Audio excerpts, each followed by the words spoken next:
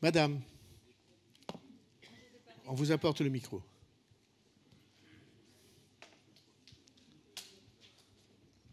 Oui, bonsoir tout le monde. Je voudrais parler de la justice fiscale. Bon, premièrement, là, vous avez dit que les retraites avaient augmenté. Bon, il y a 19 ans que je suis à la retraite. J'étais fonctionnaire, j'étais infirmière. Bon, ma retraite n'a pas augmenté. En 19 ans, votre retraite a augmenté. Elle n'a pas augmenté. Je ne peux même pas payer une place dans un EHPAD. Bon, alors moi, je voudrais parler de la justice fiscale. Je ne comprends pas pourquoi on ne crée pas d'autres, comment dire,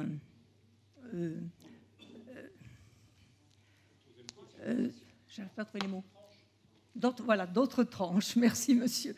D'autres tranches pour les impôts. Parce qu'on nous dit toujours, il n'y a pas d'argent, il n'y a pas d'argent. Moi, écoutez, je vais en trouver de l'argent. Je vais commencer par le haut. Je vais faire comme pour les arbres, je vais élaguer.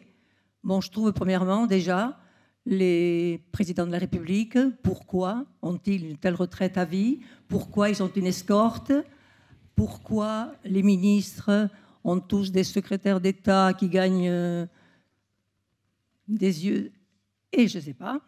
Les sénateurs, 6 000, et avec tout ce qu'ils ont à côté, ça fait 10 000. Les députés également. Donc, à partir de quel moment sommes-nous riches? Moi, je me le demande. Moi, je fais partie d'une classe moyenne qui s'appauvrit. Ça, je peux vous le dire. Et d'ailleurs, des infirmières, on n'en trouve plus. Plus personne ne veut le faire. Alors, je me demande, moi, que va faire M. Macron après ce débat? Parce que je pense que les gens s'appauvrissent et ça ne peut pas aller. On n'est pas satisfait. Les banques s'enrichissent, par contre. Ouais. Voilà, c'est tout ce que j'avais à dire. Mais d'augmenter des tranches pour l'impôt. Merci, madame.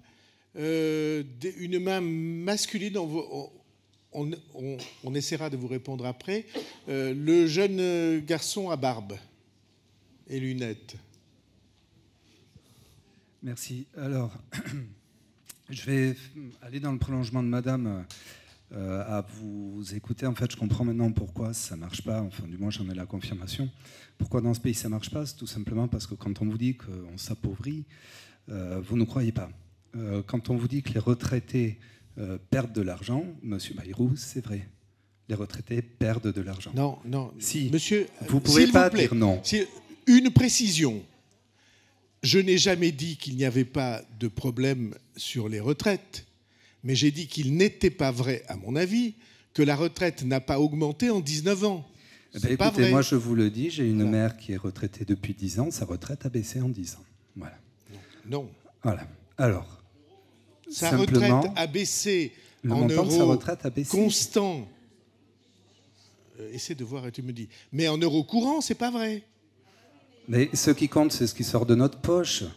Alors, c'est pas ce qui sort de votre poche, c'est ce qui rentre dans votre poche. Oui, mais c'est avec ça qu'ils payent leurs factures. Alors, simplement, je voudrais qu'on euros constants. Les euros constants, c'est des euros si on ne tient pas compte de l'inflation. Les euros courants, c'est si on tient compte de l'inflation.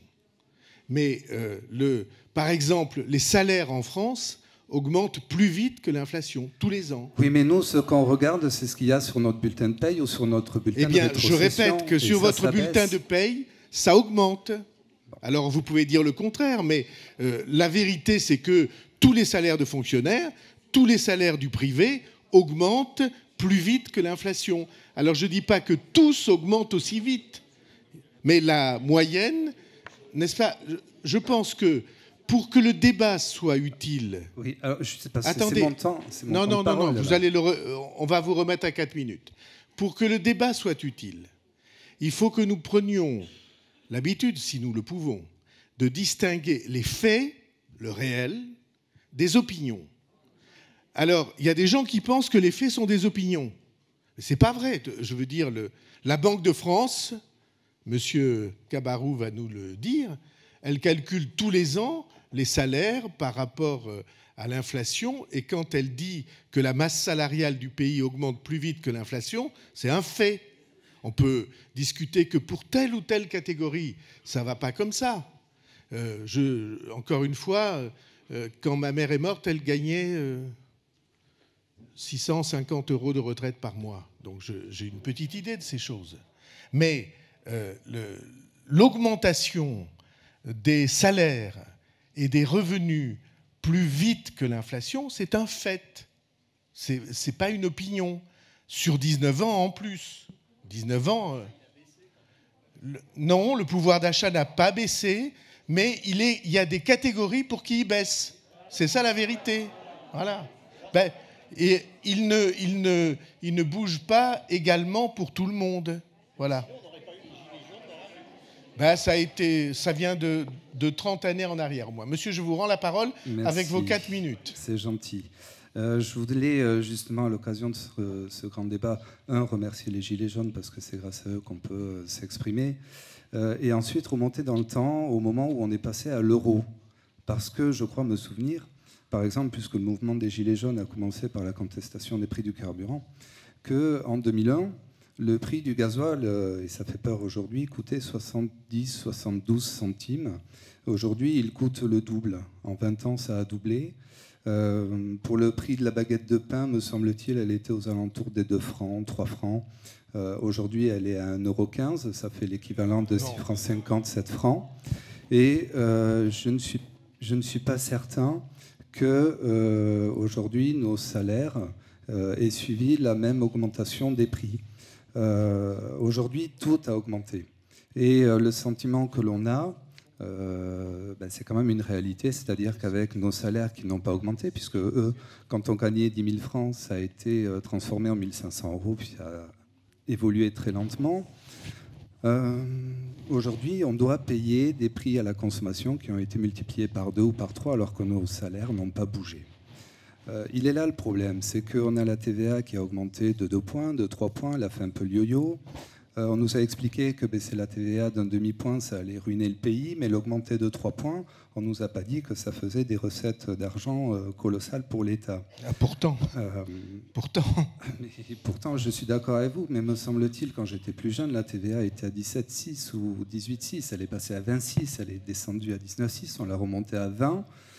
Remarquez, quand on a une activité indépendante, c'est plus facile pour calculer le montant de la TVA avec un chiffre rond dans le pourcentage. Ceci étant, il faut trouver une solution parce que aujourd'hui, on a les salaires, l'impression qu'on a qu'ils ne bougent pas, en fait, c'est une réalité, ils ne bougent pas. Voilà.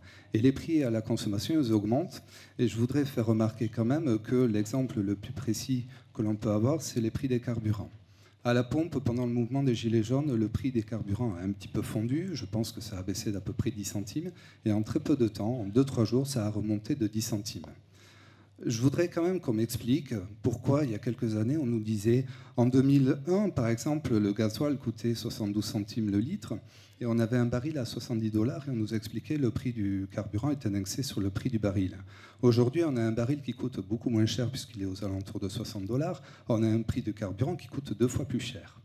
Si on continue à prendre les Français pour des abrutis de cette façon-là, on ne va pas y arriver. Ça, c'est le constat, monsieur. C'est pour ça que ça ne va pas dans ce pays. C'est pour ça. Et quand on dit qu'on perd du pouvoir d'achat, on ne nous croit pas. Quand on dit que nos salaires n'augmentent pas, on ne nous croit pas. Quand on dit que nos retraites diminuent, on ne nous croit pas. Et c'est tout le temps comme ça. Mais c'est pour ça que ça ne marche pas dans ce pays. C'est pour ça. Eh bien, voilà. Écoutez, moi, je veux... Non, je finis juste, il me reste 50 secondes. Oui. Tant qu'on ne trouvera pas la bonne solution, on n'y arrivera pas. On a baissé les tranches d'impôt sur le revenu, donc forcément, on a des catégories beaucoup plus larges. On a des gens qui sont beaucoup plus impactés pour l'impôt sur le revenu. Honnêtement, quand on commence à toucher par l'impôt sur le revenu, quand on commence à toucher à la TVA, qu'on essaie de prendre en considération que vous avez des célibataires qui ont 30 ans, qui gagnent 1 700 € par mois, qui s'en sortent beaucoup plus mal que des gens qui ne travaillent pas, c'est problématique. Voilà, moi, ça me fout les boules, clairement. Voilà. Et on bosse 40 heures, parce que les 35 heures, il ne faut pas y croire. Hein. On bosse 40 heures, 50 heures, on se saigne au travail. Et après, pendant ce temps-là, quand on a besoin d'aide, on n'en a pas. Par contre, des gens qui ne travaillent pas, qui pourraient travailler, ont toutes les aides possibles. Voilà. Donc là, à un moment donné, je pense qu'il faut recadrer tout ça. Il faudrait que tout le monde ait un esprit civique et que tout le monde mette la main à la poche. Voilà. Alors, il y a beaucoup de choses justes. Il y a beaucoup de choses justes dans ce que vous avez dit. En tout cas, il y a un sentiment très largement partagé dans les grands débats. autour de votre dernière affirmation. Ceux qui travaillent, il arrive qu'ils aient, au bout du compte, moins que ceux qui ne travaillent pas. C'est une question qui revient extrêmement fort dans beaucoup de débats et qui mérite qu'on s'y arrête et qu'on la reprenne. Ça, c'est une chose. Vous avez parlé du prix de la baguette de pain. Ça, c'est pas vrai. Si vous comparez, ça va être fait dans une seconde à l'autre s'il trouve, il y a une étude qui est sortie il y a quelques semaines à peine, sur le prix de la baguette de pain comparé au SMIC. Combien d'heures, de minutes fallait-il travailler pour avoir une baguette de pain en 1999, puisque c'est le passage à l'euro, et combien faut-il travailler de minutes maintenant pour avoir une baguette de pain? Et ce qui était montré dans cette étude, c'était que le pain par rapport à l'heure de SMIC, c'était beaucoup moins maintenant qu'au moment où on est passé à l'euro. Mais non, je parle du prix. Je parle du prix en minutes de SMIC. C'est ça qu'il faut voir. Et donc, ça, c'est un fait. C'est une étude qui a été apportée et qui mérite d'être prise en compte. De la même manière, un téléphone portable, il y a 10 ans, ça valait, je ne sais pas moi, 5 fois plus que le téléphone portable aujourd'hui, rapporté à l'heure de SMIC. Parce que ça s'est, comme on dit, démocratisé. Un écran de télévision, c'était beaucoup plus cher il y a 20 ans que ça ne l'est aujourd'hui. Et on peut aller beaucoup plus loin. Quand vous avez dit le pétrole, vous avez dit 70 $ le baril et on payait 70 centimes. Il y a 20 ans. Il y a 20 ans. Et il y a eu l'inflation entre-temps, hein, parce qu'il y a toujours de l'inflation. J'ai dit sur un rythme de 1,5 à 2% par an. Ça fait déjà une augmentation. Mais c'est vrai qu'on a augmenté les taxes sur le pétrole. C'est la vérité vraie. On a voulu donner à penser que c'était pour des raisons de défense de l'environnement.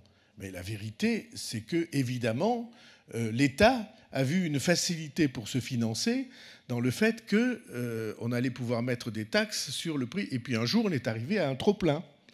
C'est exactement où on en est. Le baril de pétrole, comme vous savez, je parle de mémoire, c'est quoi, 156 litres, quelque chose de cet ordre-là. Puis il y a le raffinage et le prix des raffineries, enfin le coût des raffineries a monté aussi, puisqu'on fait des carburants qui sont de moins en moins polluants au fur et à mesure qu'on avance. Mais vous avez raison de dire que c'est les taxes qui ont fait la question.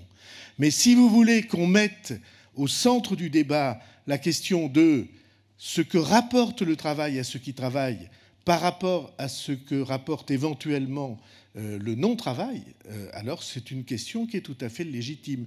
Est-ce que Madame Bascou, Madame Paris veulent nous dire quelque chose sur l'augmentation réelle des retraites et peut-être Philippe Cascarère sur l'augmentation des salaires? Alors j'ai juste moi des chiffres sous les yeux, qui sont des chiffres officiels de la DREES. Les retraites en moyenne, alors retraite de base plus les complémentaires, pour un homme en 2004 étaient de 1 338 € et en 2016 1 685 €.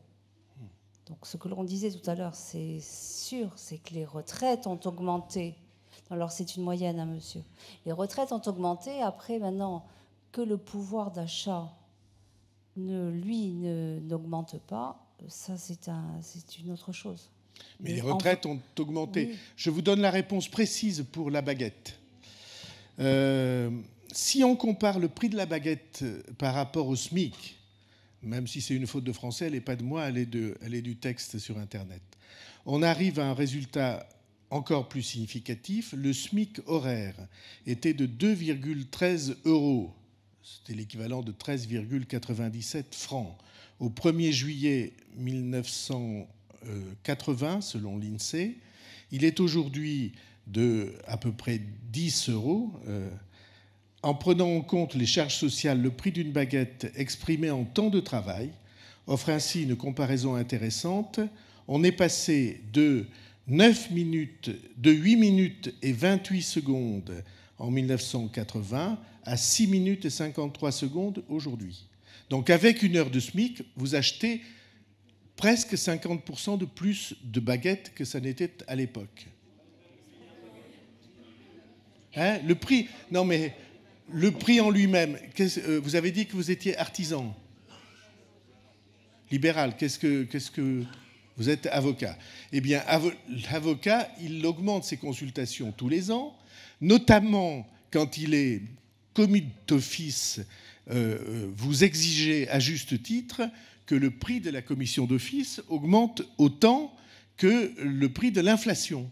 Et ça se produit, peut-être pas tous les ans, mais de manière régulière. Donc, mais tout ça, c'est des faits, ce que je viens de dire là. Bon. Non, mais il est passé de 2 francs à 1,15 €, mais 2 francs de l'époque, c'est plus cher que 1,15 € aujourd'hui. Mais les salaires, non seulement ont suivi, mais ont progressé plus vite. C'est ça qu'il faut le voir. Et d'ailleurs, la preuve, c'est qu'on achète plus de pain avec le même nombre de minutes qu'on ne l'achetait à l'époque. Ça veut dire que le salaire a augmenté plus vite que le prix du pain. Hein?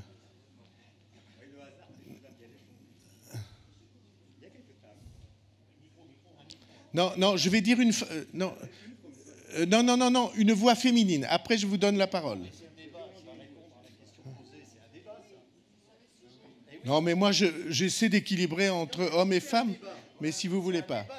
Monsieur, allez-y.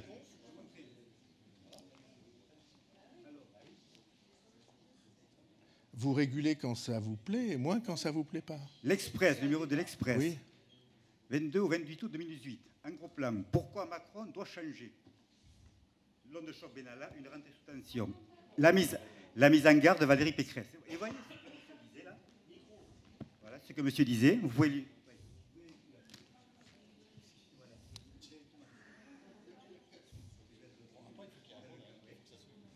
Le sursaut du pouvoir d'achat? L'overdose fiscale de François Hollande ne s'est pas du tout dissipée avec Emmanuel Macron, au contraire.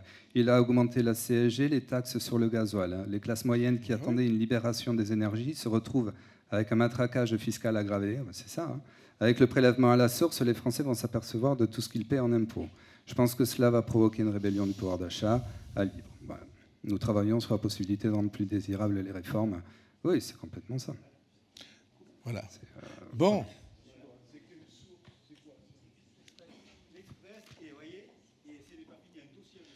Madame, je ne sais pas quelle dame, mais je voudrais une main féminine. J'essaie d'alterner le masculin et le féminin. Oui, madame, tout à fait à droite, à gauche, là-bas.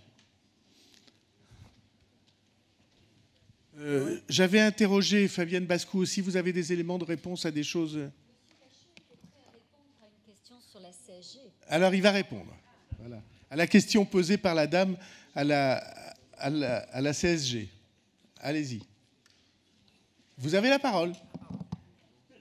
Madame, je ne vous ai pas oublié. Hein. Excusez-moi, bon, je ne peux pas me lever parce que bon, voilà. Non, mais vous allez avoir la parole, ne vous inquiétez pas. Monsieur Cacheux, monsieur Le Cacheux. Oui, sur la CSG, alors il y a en fait une partie déductible et une partie non déductible, mais la partie qui est non déductible, c'est celle sur laquelle vous allez ensuite payer l'impôt sur le revenu, effectivement, et la partie déductible, vous ne payez pas l'impôt sur le revenu dessus. Ça complique quand même singulièrement les choses, puisque ça fait 2 lignes sur les bulletins de salaire au lieu d'une, etc., etc. On pourrait, à mon avis, simplifier tout ça, soit d'un côté, soit de l'autre, c'est-à-dire mettre soit tout déductible, soit tout non déductible. Mais c'est vrai que le fait d'avoir 2 CSG différentes, c'est quelque chose qui rend l'ensemble pas très lisible, on va dire. Voilà, c'est... La question de la transparence est une question importante. On affiche, parce qu'ils ont trouvé au moment où on se posait la question, les courbes d'évolution du montant mensuel moyen des retraites. Et vous voyez qu'en 2004, pour les femmes retraitées, on est à 880 € et qu'en 2015, on est à 1200 €, c'est une augmentation, madame l'infirmière. Pardon, non. C'est moi qui me suis planté. Oui. Voilà. 1050. Vous voyez que pour l'ensemble des retraités, la ligne orange soutenue, on était à 1250, quelque chose comme ça. On est à près de 1400. Pour ce qui est des retraités de 66 ans, on était à presque 1300. On est aujourd'hui à 1400 et quelques. Et pour la ligne pleine qui est en haut, qui est la retraite moyenne des hommes, on était à 1600 et on est aujourd'hui à 1700 et quelques. Ça ne veut pas dire, on peut ne pas être d'accord et trouver l'augmentation insuffisante, mais à la question, est-ce que ça a augmenté? Bien sûr que oui. Il y a un rééquilibrage continuel et perpétuel des retraites, parce qu'autrement, ça ne serait pas juste. Sauf cette année. Jusqu'à présent, parce que je crois que... Voilà. Madame qui avait le micro. Oui, bonjour tout le monde. Je ne me lève pas parce que bon, mais j'ai des difficultés. Voilà. Mais alors moi, je voudrais... on vous voit à l'écran comme si vous étiez debout. Non, c'est bon. En fin de compte, je voudrais donner à la dame qui est infirmière des renseignements sur justement les privilèges que certains hauts fonctionnaires, chefs d'État ont en ce moment dans notre pays. Notre ancien président de la République, le plus ancien, monsieur Giscard d'Estaing, voilà. En fin de mandat, donc maintenant il n'est plus président de la République, on l'appelle toujours monsieur le président de la République, l'ex-président de la République, il a une indemnité forfaitaire mensuelle de 6 000 €, une indemnité de retraite mensuelle de 11 500 €, avec tout ça, voiture, entretien, essence à vie, 2 chauffeurs garde du corps, avec un bureau et 7 collaborateurs, le train première classe gratuit, l'avion, tout ça à volonté. Ça lui fait en fin de compte 1 500 000 € annuels. Et après, nous avons 3 qui suivent, M. Giscard, M. Chirac et M. Sarkozy. Et ensuite, il y a M. Hollande. Et peut-être un 5e avec notre président actuel, voilà.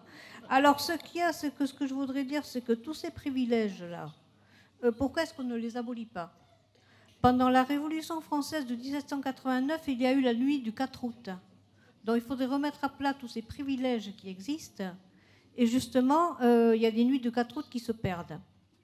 Donc, en tant que citoyenne, je demande le rétablissement de l'ISF pour les plus hauts revenus dans ce pays. Je demande la TVA 0 pour les produits de première nécessité.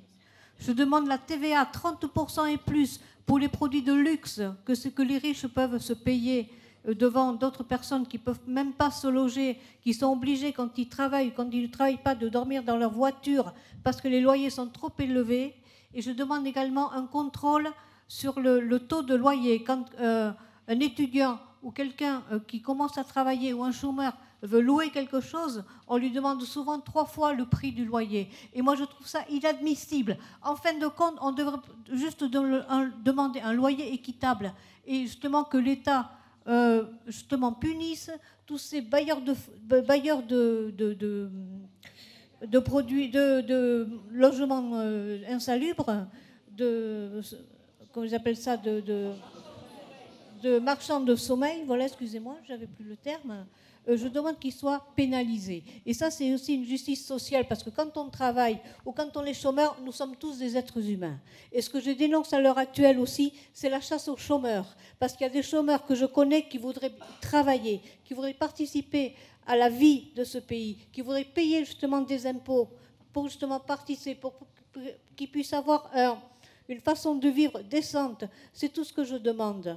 Donc, en fin de compte, je demande un dépôt plus juste selon la situation matérielle de chaque citoyen.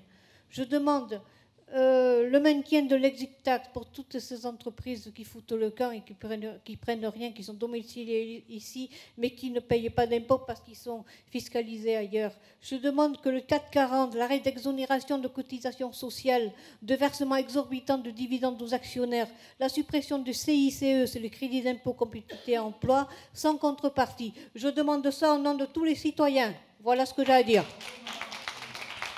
Merci, madame. Une main masculine, peut-être au milieu de l'Assemblée. Oui, monsieur, avec des lunettes au quatrième rang. Bonjour. Moi, je crois que madame pose déjà le problème de cet excès de l'État et de l'excès des dépenses d'État. Finalement, si on regarde notre pays et l'Allemagne, deux pays comparables, et il fait bon vivre en Allemagne, le prélèvement en Allemagne est à peu près, je pense que le monsieur de la Banque de France nous le dira, mais environ 8% de prélèvement en moins qu'en France. Donc on a 8% en trop pour vivre comme des Allemands. 8% prélevés dans nos poches, qui servent à quoi? À des gaspillages, à des comités Théodule qui servent à rien. Moi, je vous propose tout de suite, on peut en lister quelques-uns, le Conseil environnemental, économique, social et environnemental. Ça, c'est un gros machin où on planque tout un tas d'anciens dirigeants de l'État, des syndicats, etc. Ça sert strictement à rien. On peut le supprimer. Et là, on gagne pas mal de millions. De l'État, pas trop. De l'État, pas trop. C'est vrai que les organismes sociaux, les corps intermédiaires ont des places, mais de l'État, pas trop. Heureusement, il y a on recycle beaucoup d'anciens fonctionnaires qui sont planqués là aussi, et qui avaient déjà une retraite qui touche en plus, finalement, des dividendes de la participation à ces comités. On a encore un comité au plan, à quoi ça sert? On a un certain nombre de comités Théodule qui sont absolument, je pense, inutiles et qui finalement, à part faire des rapports que personne ne lit, alimentent finalement une dépense publique inutile. On peut comparer, par exemple, il y a des ministères où, pendant qu'on a une baisse drastique de nos agriculteurs, on a perdu tout un tas d'emplois agricoles, le ministère de l'Agriculture, lui, il a plutôt augmenté ses effectifs. Et à service équivalent, en France, on a sur certains services 15 000 fonctionnaires au ministère de l'Agriculture. En Allemagne, ils en ont 1000. Donc ils font aussi bien le travail. Les agriculteurs allemands bossent et finalement ont beaucoup moins de contrôle.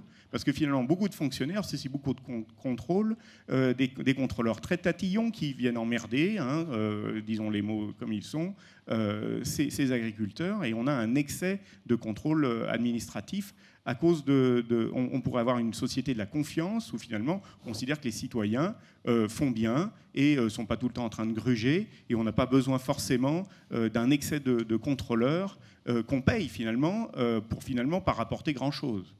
Donc là, il y a un certain nombre de ministères où on pourrait quand même se demander est-ce qu'on est à la bonne taille, est-ce qu'il y a une taille équilibrée des ministères. Je pense qu'il y a quand même un certain nombre de domaines. Par exemple, dans le domaine de l'audiovisuel, on paye énormément pour France 2, France 3. Est-ce que finalement, ces télés ne pourraient pas se financer toutes seules, sans qu'on ait besoin de payer? Moi, je ne les regarde pas. Si elles disparaissaient, ça ne me gênerait pas. Mais finalement, est-ce qu'elles sont d'une qualité tellement supérieure au reste des télés qui nécessitent qu'on vienne nous piquer, je crois que c'est environ de plus d'1 milliard d'euros pour ces télés? Est-ce que ça sert à quelque chose? Donc on pourrait regarder poste par poste tout ce qui est dépensé dans notre État, et il y a des choses où il ne faut évidemment pas toucher, voire il faut augmenter la part sur les hôpitaux, sur la police, sur notre armée. Il y a un certain nombre de ministères qui manquent d'argent. Mais il y en a d'autres où les gaspillages existent, on peut faire beaucoup mieux. Et oui, la justice, c'est un ministère qui est en déshérence. Mais donc il y a des ministères qui ont des gens trop nombreux, et au contraire d'autres qui en manquent, et on a une vraie réforme de l'État à imaginer pour arriver à faire des économies. Chaque citoyen ici arrive à faire des économies pour arriver à rentrer dans son budget. Lui, l'État n'essaye pas. Il n'essaye pas. Il continue à dépenser à gogo. Et M. Macron pouvait espérer qu'il ferait mieux que M. Hollande. Eh bien non, on continue à dépenser toujours plus, toujours trop. Et ce n'est pas raisonnable. Je pense que la dépense publique, elle peut être sans... Parce que finalement, on a un État obèse et pas plus de services publics. Les gens voudraient avoir des services publics qui se maintiennent. Ben oui, mais il faut qu'on ait ces services publics qui se maintiennent. Mais pas au prix d'une gabegie, d'une dépense incontrôlée. Donc l'excès de dépenses est vraiment un problème. Merci. Pile en même temps. Non, moi, je réfléchis très souvent au fait que vous avez cité en débutant, c'est-à-dire de la différence entre la France et l'Allemagne du point de vue de la dépense publique et des prélèvements. Il y a un fait qu'on ne relève pas souvent, c'est qu'en Allemagne, il y a un certain nombre de dépenses très importantes qui n'entrent pas dans la sphère publique. Les retraites. Quand vous avez des retraites par capitalisation, ça ne rentre pas dans la sphère publique. En France, oui. Les assurances sociales. Il y a beaucoup de pays dans lesquels l'assurance sociale n'est pas les États-Unis par exemple, n'est pas une assurance d'État. Comme vous savez, ce sont des entreprises privées, des assurances privées qui permettent et qui coûtent d'ailleurs beaucoup plus cher que l'assurance sociale à la française. Et de ce point de vue, je pense qu'il est intéressant en effet de regarder cette comparaison. Pour le reste, est-ce qu'on peut rééquilibrer entre ministères? Ben évidemment oui, c'est à ça que ça sert. Et le débat que nous avons, c'est à ça qu'il appelle. Et je suis persuadé qu'il y a des progrès très importants à faire. Simplement, ça veut dire qu'il y a des fonctionnaires qui n'auront plus de travail. Ils en feront un autre, oui, mais le contrat initial avec l'État, c'était le contrat que, en effet, il y avait une signature qui serait pour toute la durée de la carrière, tout au long de la vie. Et c'est ça le contrat initial. On peut tout reprendre. Mais, par exemple, vous avez dit à très juste titre, il y a trop de contrôle. Moi, je pense comme vous. Mais monsieur au premier rang, il pense qu'il n'y en a pas assez. Et qu'il faut contrôler beaucoup plus. Oui, c'est ça. On veut le contrôle pour les autres et pas pour soi-même. Ça, c'est assez général. Contrôle des prix, contrôle des produits qu'on produit, voilà, contrôle généralisé. Moi, je ne crois pas que ce soit... Je pense, comme vous, qu'une société de confiance, c'est plus productif et plus épanouissant qu'une société du soupçon perpétuel. Voilà, moi, ce que je crois. Monsieur Le Cacheux, Madame Paris... Moi, je voulais, sur la comparaison avec l'Allemagne, parce qu'évidemment, on fait toujours la comparaison avec l'Allemagne, et en effet, il y a une partie des dépenses qui sont publiques en France et qui ne le sont pas en Allemagne, mais il y a aussi un autre facteur qu'on oublie très souvent, et puisqu'on est en train de parler de services publics, etc., c'est que l'Allemagne est infiniment plus dense que la France en population. C'est un pays beaucoup plus petit en surface et beaucoup plus peuplé, ce qui veut dire que l'Allemagne, c'est un pays de petites et moyennes villes, et donc les services publics coûtent plus cher en France qu'en Allemagne. Parce qu'ils sont plus loin.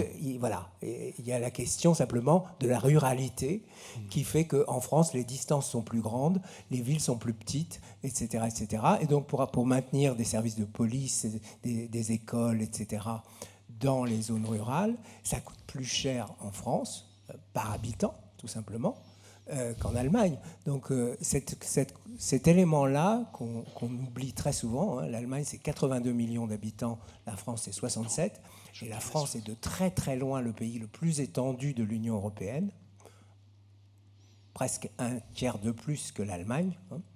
Donc il ne faut jamais oublier cet élément de coût des services publics qui par nature est plus important en France qu'en Allemagne.